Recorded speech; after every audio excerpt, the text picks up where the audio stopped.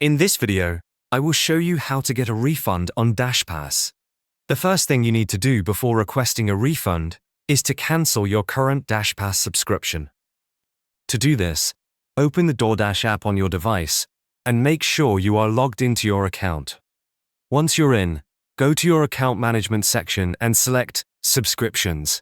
From here, locate DashPass in your list of subscriptions.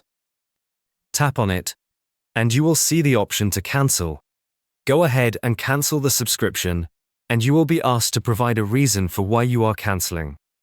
Be honest and clear about your reason, as this will help with the refund process. Once the cancellation is complete, your subscription will no longer be active. After canceling, the next step is to submit a refund request through DoorDash customer support. To do this, head over to the Me tab in the app, then scroll down until you find the option to chat with support. Open the chat and let them know that you would like to request a refund for your DashPass subscription. Provide any relevant details they might need, such as your account information and the date of your cancellation. Once your request is submitted, the customer support team will review it and respond back to you. If you are eligible for a refund, they will coordinate the process so that the funds are returned to your original payment method. It's important to keep an eye on your email for any updates from DoorDash regarding your refund request.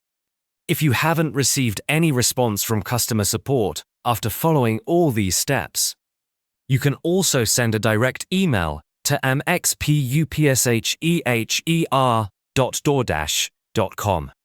Include your account details and the details of your refund request in the email to help them process it faster. By following these steps, canceling your DashPass subscription, submitting a refund request via chat support, and following up via email if needed, you can successfully request and receive a refund on your DashPass subscription.